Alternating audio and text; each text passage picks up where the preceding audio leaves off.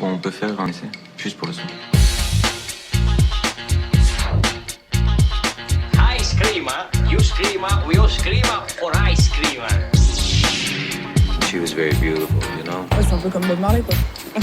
On s'embrasse? Non.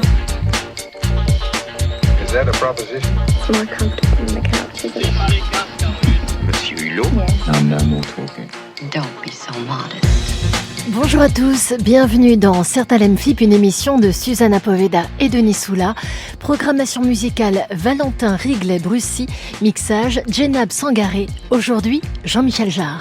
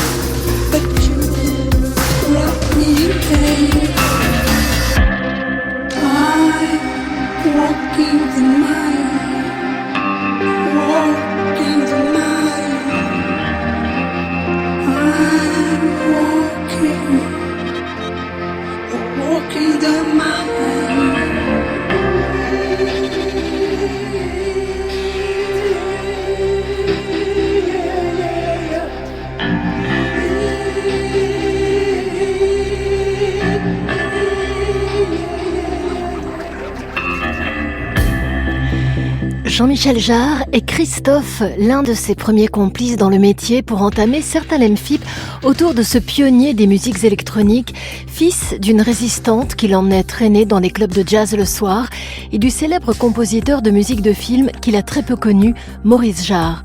Adepte des spectacles musicaux XXL et cinéphile averti, Jean-Michel Jarre a toujours associé l'image à ses performances scéniques et ses musiques maintes fois utilisées pour le cinéma ou la télévision. L'avantage de la musique électronique, dit-il, c'est que l'on se suffit à soi-même, tout à la fois luthier, compositeur, musicien, producteur, metteur en scène de son propre son. Nous l'avions rencontré dans le cadre du festival Sœurs Jumelles de Rochefort et nous avions découvert un amateur du 7e art et de ses musiques, Jean-Michel Jarre, dans Certains FIP. Je suis un très grand fan de cinéma, qui est pour moi ma première source d'inspiration, et en même temps donc de musique de film. Le rapport entre la musique et le cinéma d'ailleurs et les films ont fortement évolué. La génération de mon père, de Ennio Morricone, de Nino Rota, etc. qui est pour moi une très très très grande période, comme pour tout le monde, de musique de film.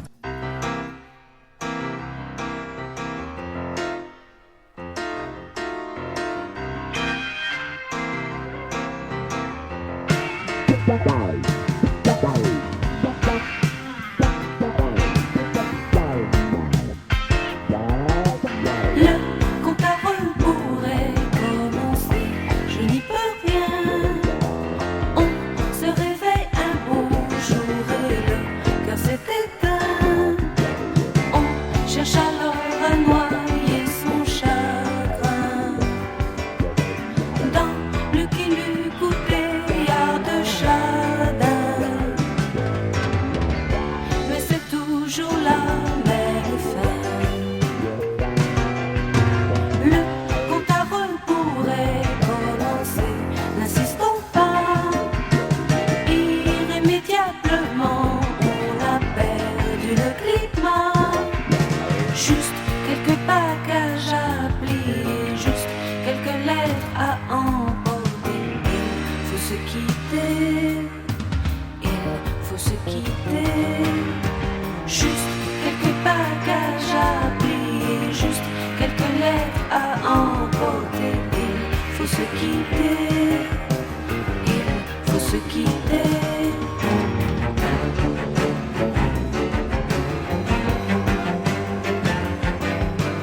Le compte à rebours est commencé pour toi et moi. Le temps recommence à filer quand l'amour s'en va. On se raccroche au projet d'avenir. On recompte aussi tous les souvenirs. Drôle de mouton pour s'endormir. Le compte à rebours est commencé, n'attendons pas. Sur nous deux, tu sais, je crois qu'il faut mettre une croix. Juste quelques bagages à plier, juste quelques lettres à emporter. Il faut se quitter, il faut se quitter.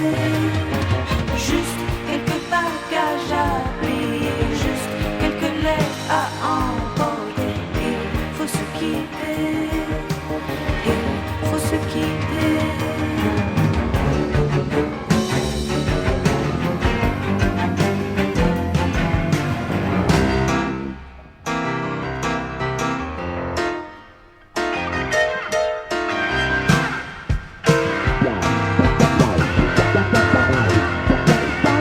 Le compte à rebours est commencé, je n'y peux rien. Le compte à rebours est commencé, je n'y peux rien. Le compte à rebours est commencé, je n'y peux rien. Celui-là, quand il aura filé, ça sera démolé.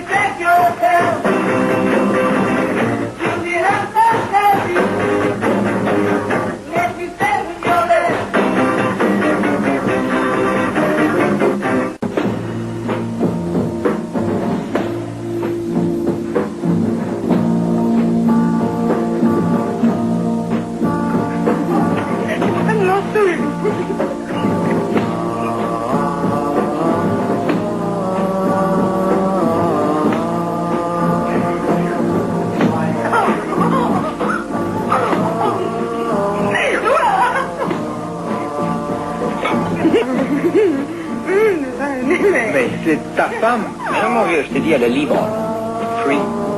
Libre? Je te l'ai déjà dit 20 fois. Mais aujourd'hui, je comprends.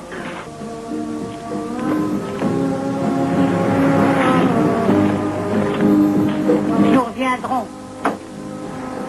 C'est pas le jour.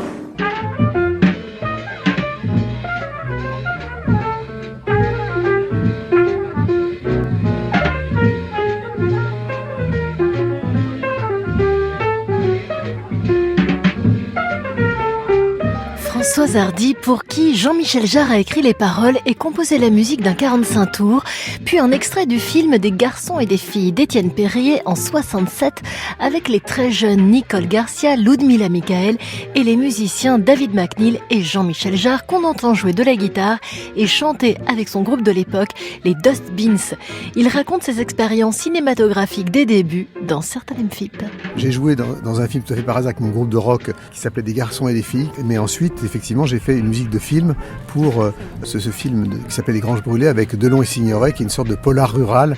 C'est une musique totalement expérimentale, totalement musique concrète, et je pense que le producteur ne l'a jamais entendu jusqu'à ce que ce soit terminé, et c'est grâce à la monteuse qui était en fait la sœur de Roger Vadim qui avait fait ce choix et qui était totalement expérimental et tellement décalé que ça fonctionnait super bien, mais que aucun producteur à l'époque n'aurait accepté parce que c'était vraiment totalement différent de tout ce qu'on pouvait entendre, et c'est un très très bon souvenir.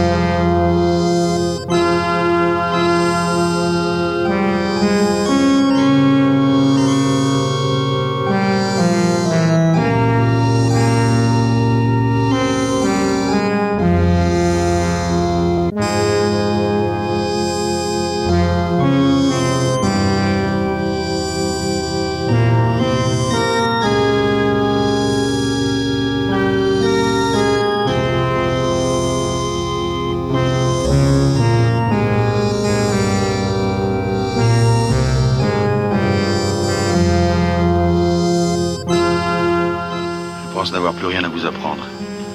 Je ne voulais pas partir sans vous dire au revoir.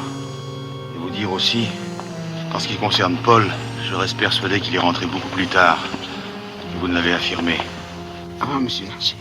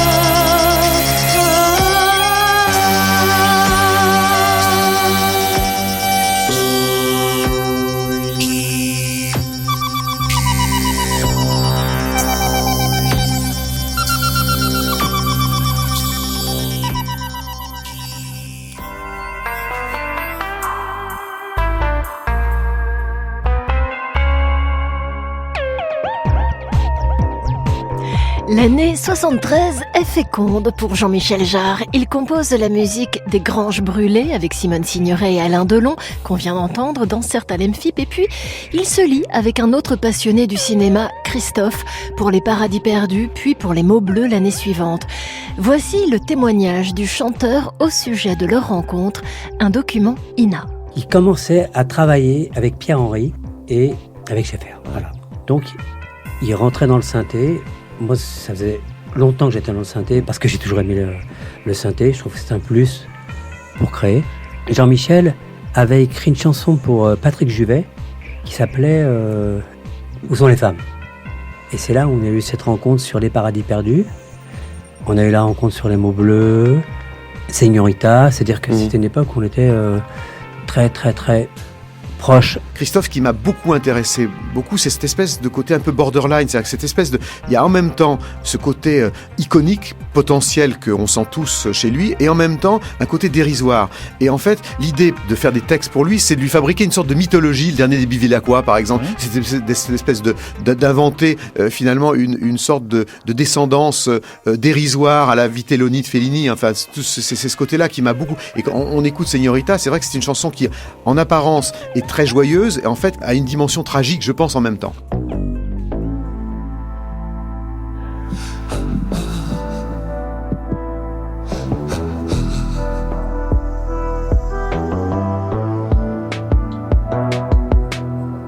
Brandon ne joue plus les marlots.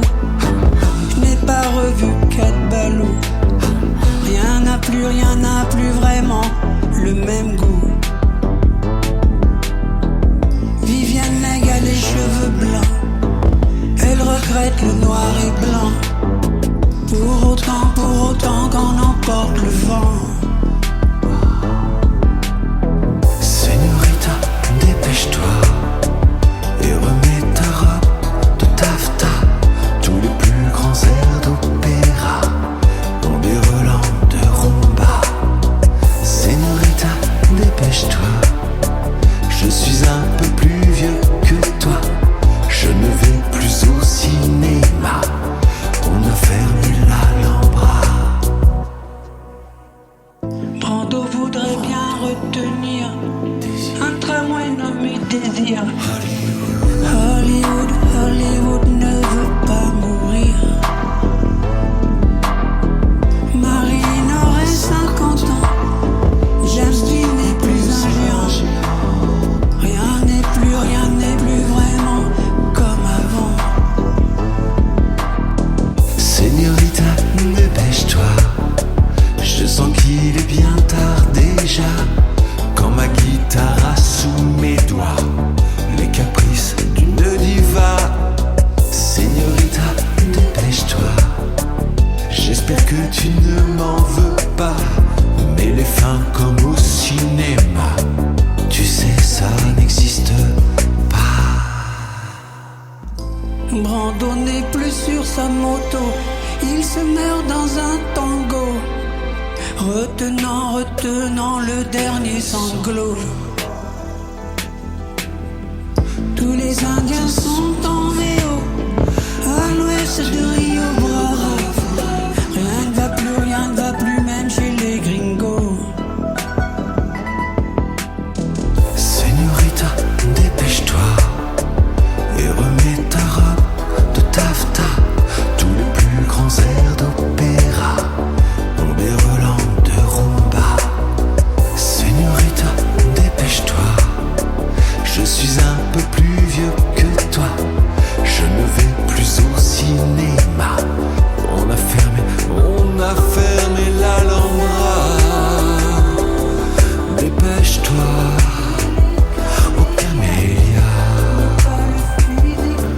Alors danse pour moi.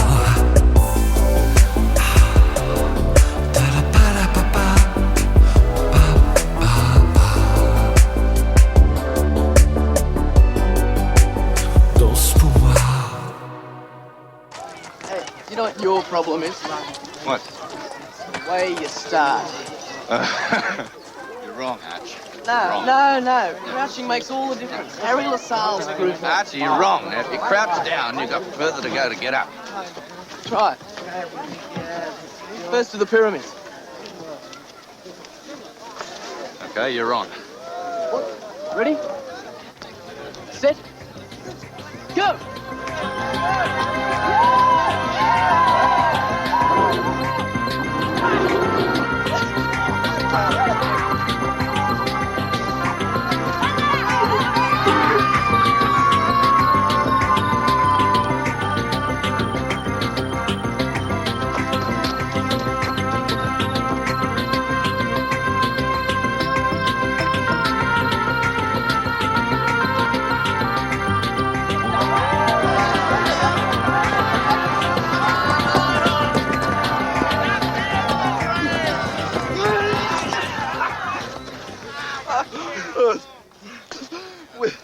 We're both... We're both mad.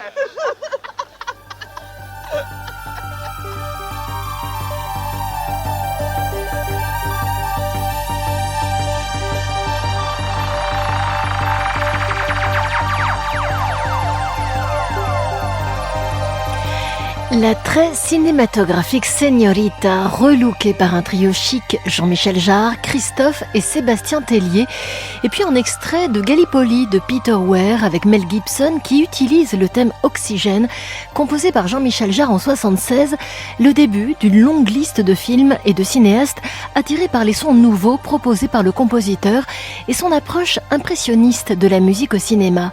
Jean-Michel Jarre dans Certain Lemphip. Enfin, moi, ce que j'aime bien dans la musique de film, c'est justement ce travail qui a été formidable, que par exemple Morricone a pu faire avec Sergio Leone ou Trent Reznor avec David Fincher. C'est-à-dire, en fait, de pouvoir réagir sur des séquences, pas du tout de manière technique comme peuvent le faire des Hans Zimmer, enfin Hans Zimmer pas trop, mais comme mon père ou comme Michel Legrand ou à cette époque-là, où on fait de la musique à l'image, où on synchronise absolument tous les effets avec l'image. C'est-à-dire qu'une approche, et c'est pas du tout négatif ce que je veux dire, mais presque l'approche du cartoon, c'est-à-dire où tous les éléments sont soulignés. Mais plutôt à la manière d'un Cliff Martinez, par exemple. C'est-à-dire qu'en fait, de réagir par rapport à une scène et de donner l'atmosphère de la scène et qu'après le monteur puisse jouer avec ça. Et ça, c'est des choses qui m'intéressent beaucoup dans le cinéma, cette espèce d'approche d'oxymore finalement, entre ce qu'on voit et ce qu'on entend.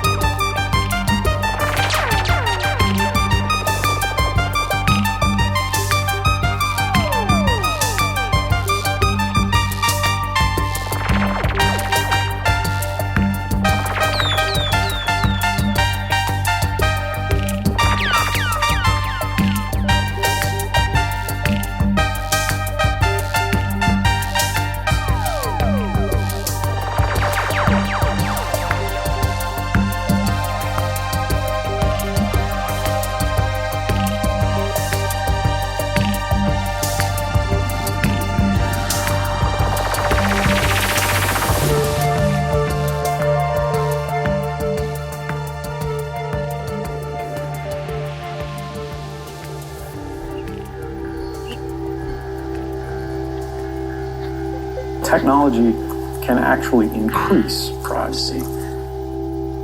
The question is, why are our private details that are transmitted online, why are private details that are stored on our personal devices any different than the details and private records of our lives that are stored in our private journals? I think, saying that you don't care about the right to privacy because you have nothing to hide is no different than saying you don't care about freedom of speech because you have nothing to say. It's a deeply anti-social principle because rights are not just individual, they're collective. And what may not have value to you today may have value to an entire, population. an entire people or an entire way of life tomorrow. And if you don't stand up for it, then who will? And if you don't stand up for it, then who will?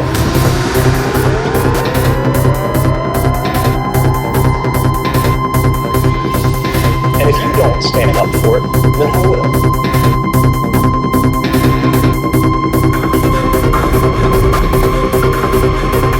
And if you don't stand up for it, then who will?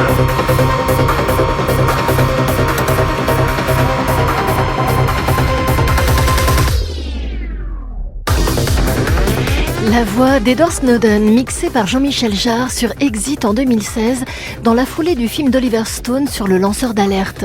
Quelques années auparavant, David Fincher tournait The Social Network autour des aventures de Mark Zuckerberg et ses camarades de jeu. La musique y tient une place prépondérante, elle est signée Trent Reznor et Atticus Ross. Pour Jean-Michel Jarre, elle représente ce qu'il aime entendre au cinéma. Ce qui fait aussi l'ADN des musiques de film, c'est que vous entendez 30 secondes d'un thème ou d'un 30 secondes de musique, vous savez que c'est ça. Et en fait, aujourd'hui, ça existe beaucoup plus dans le cinéma indépendant. Je prendrais par exemple moi une bande-son que j'adore, qui est la bande-son de Trent Reznor et Atticus Ross pour The Social Network de David Fincher, qui a eu un Oscar d'ailleurs très mérité, qui justement alors, est en plein dans le sound design, où il n'y a pas vraiment de thème, mais il y a une couleur qui est extrêmement particulière et qui est totalement liée au film. Mais ça reste assez rare encore.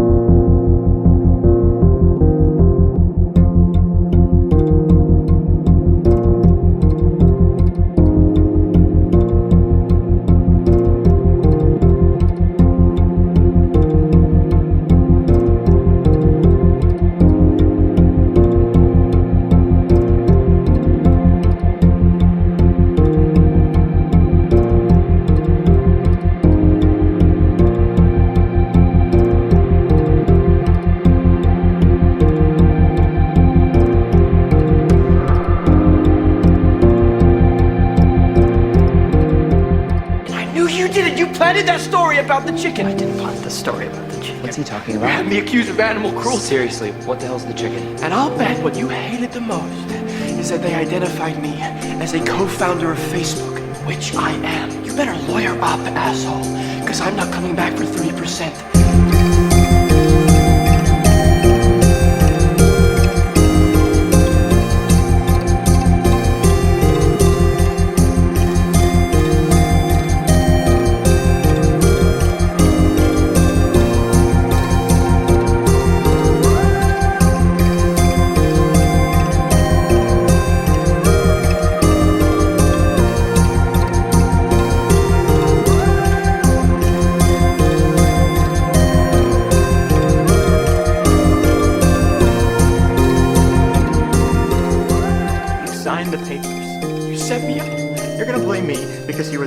Head of the company and you made a bad business deal with your own company? It's gonna be like I'm not a part of Facebook. It won't be like you're not a part of Facebook. You're not a part of Facebook. My name's on the masthead. You might want to check again. It's because I froze the account? You think we were gonna let you parade around in your ridiculous suits pretending you were running this company? Sorry! My Prada's at the cleaners! Along with my hoodie and my fuck you flip-flops, you pretentious douchebag! Security's here. You'll be leaving now? I'm not signing those papers. We will get the signature.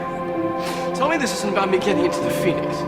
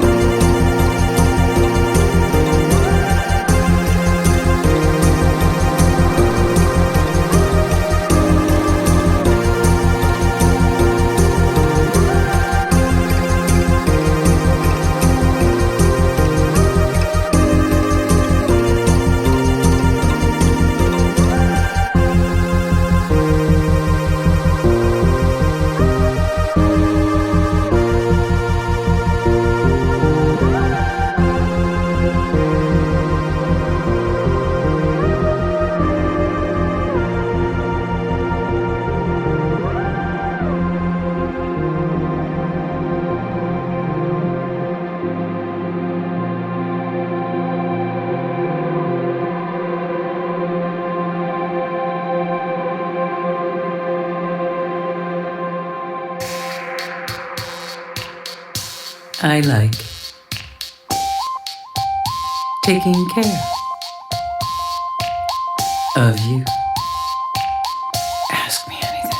I like being close to you. Tell me what you want. Tell me what you want. Rely on me. Rely on me.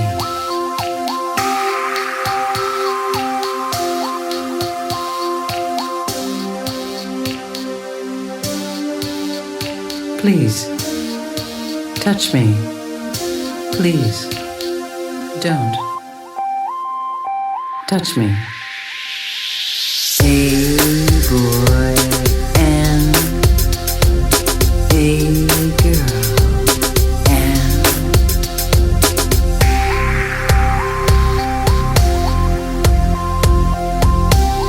rely on me. Rely on me.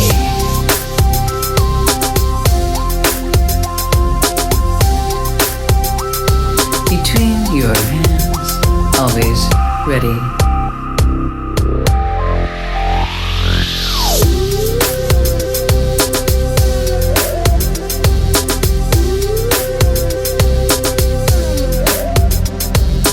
You turn me on. You excavate my soft rear. You can rely on me. You can be addicted. You can be addicted to me. I know everything about you. You know nothing about me. Do not be scared. Do not underestimate me.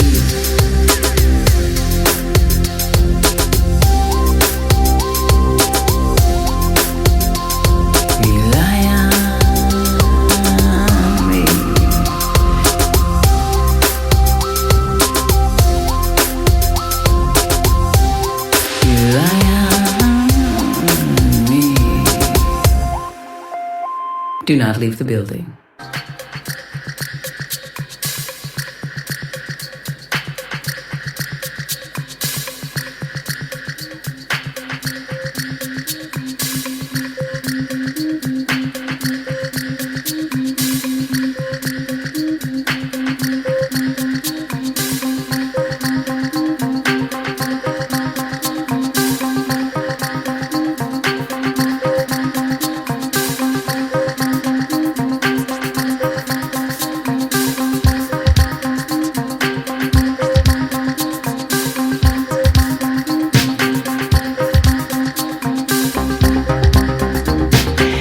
Laurie Anderson et Jean-Michel Jarre à l'instant dans Certains FIP. On reste à New York avec une BO devenue légendaire pour ses chansons de Joe Cocker et de Brian Ferry et son instrumental signé Jean-Michel Jarre, arpégiateur, c'est celle de 9 semaines et demie d'Adrian Lyne, Jean-Michel Jarre. Dans 9 semaines et demie, ma musique est utilisée aussi dans la fameuse scène avec le store, la scène érotique dans l'escalier. Là. J'ai fait des incursions dans le cinéma et puis il y a beaucoup de films que j'ai refusé, qu'aujourd'hui je regrette, mais toujours pour les mêmes raisons. C'était American Gigolo, Cat People, enfin les films de Paul Schrader. Bizarrement, beaucoup de films qui ont été faits par Giorgio Moroder. Oui, mais pourquoi Paul Schrader, ça s'est pas fait ? Parce qu'en fait, il est venu me voir. Enfin, c'est une histoire complètement idiote. Il est venu me voir. Je me souviens, on était en vacances avec la mère de mes enfants, avec Charlotte Rampling, et puis j'ai un coup de téléphone donc de Paul Schrader que je connaissais pas, puisqu'il commençait. Il était scénariste, mais il commençait comme film. Et il vient de Los Angeles avec des rushs très sombres. On voyait presque rien. Et il s'endort devant ses propres roches. Et donc nous, comme des idiots, on se dit, qu'est-ce que c'est que ce mec qui s'endort sur son truc ? Et le pauvre, il était en décalage, tout simplement. Il avait bossé pendant le jour et nuit. Et en fait, le truc était sombre, incompréhensible. L'acteur était pas très convaincant, et il se trouve que c'était American Gigolo. Avec Richard Gere, et qui nous avait pas particulièrement impressionné à l'époque. Et le film, franchement, c'était les rushs. On comprenait rien du tout, très sombre. Et je lui ai dit, non, merci, voilà. Et bien on se console et on se réveille de Richard Gere dans les bras de Kim Basinger et Mickey Rourke en écoutant la musique de Jean-Michel Jarre pour 9 semaines et demie. You know, I want you to know something. I want you to know that there's been lots of other girls. There's been lots of women. But I never felt anything like this before. Even when I just hold you in my arms, it's just the way you feel. Something I didn't count on. I never counted on loving you so much. You knew it'd be over. One of us said stop. But you wouldn't say it.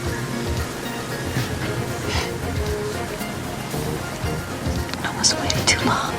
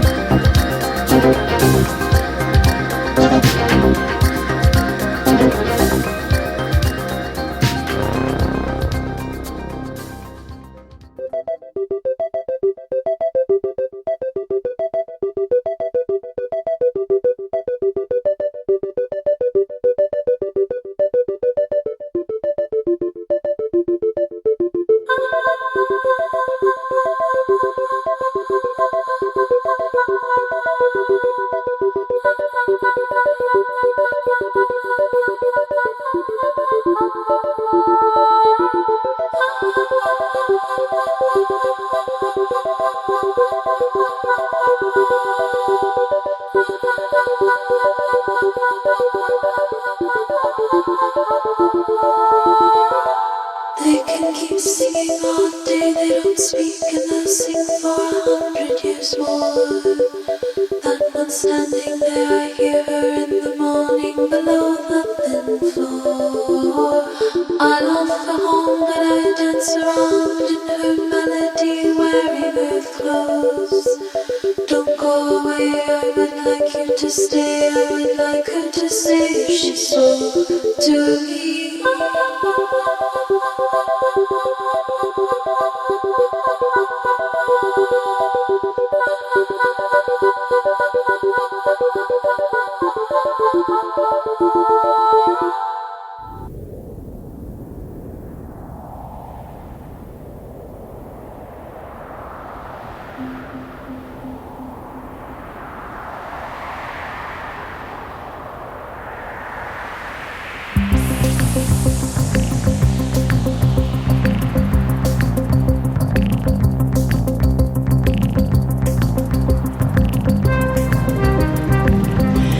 Julia Holter avec Jean-Michel Jarre à l'instant dans Certalem FIP et on écoute à présent Oxygène 4 enregistré en 1976 qui fut un tube dans de nombreux pays dont l'Angleterre où il tomba dans les oreilles du futur chanteur de Blur et de Gorillaz Damon Albarn. Quelques décennies plus tard, il rencontre Jarre à Paris qui lui fait visiter son studio où se trouve une collection assez impressionnante de synthétiseurs. I met Jean-Michel Jarre at the GQ party last January in Paris, And he came and talked to me and we had a fantastic conversation. I was a fan anyway, being someone who's loved keyboards since a very early age. Jean-Michel Jarre is obviously, someone who had more keyboards than anybody. And so when he invited me to visit his studio, I was absolutely delighted. We had lunch and a glass of wine and then we just sat down and played. I switched my robot off. And I know more, but retain less, retain less, retain less, retain less, less.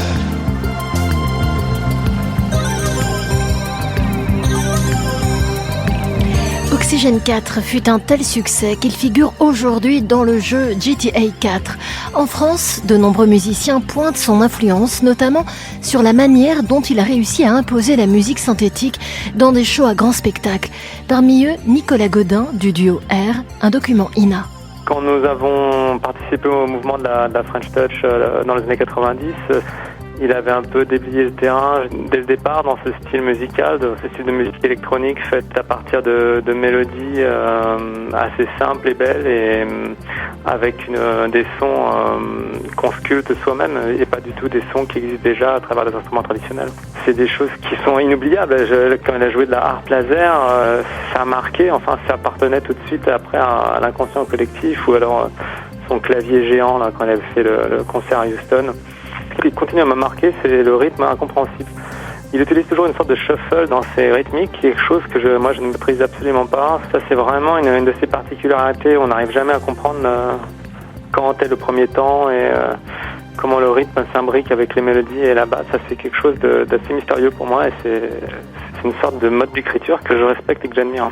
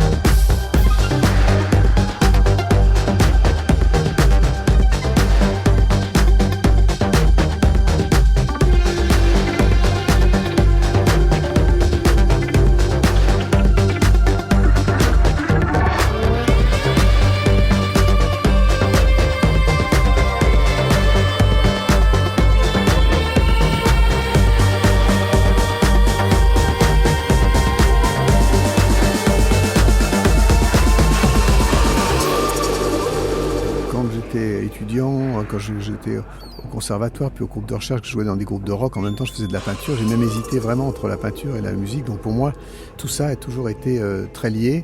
Et puis il se trouve que la technologie fait qu'aujourd'hui les barrières sur le plan de la création entre la création visuelle et la création sonore, finalement la technologie fait que les processus créatifs sont de plus en plus parallèles.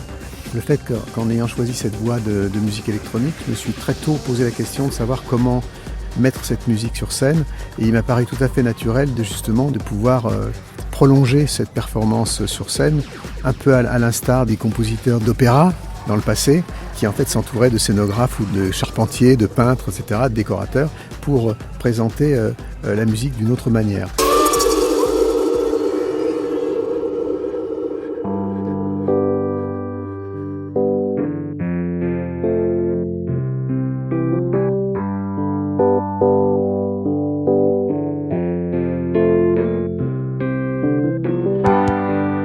Martin Gore de Dépêche Mode et Jean-Michel Jarre pour conclure ce Certain Film en compagnie du compositeur et musicien depuis peu à la tête de la commission création immersive du CNC et qui prépare son entrée dans le métaverse avec une série de concerts prévus en octobre prochain. On vous en reparlera bien entendu. La semaine prochaine, une émission autour d'une société indépendante de films A24, tout juste auréolée d'une flopée d'Oscars pour The Whale et Everything Everywhere All at Once, et qui présente cette semaine sur les écrans The Eternal Daughter avec Tilda Swinton.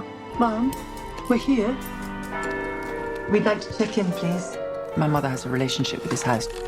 She was here when she was young. Are we the only people staying here? I don't know.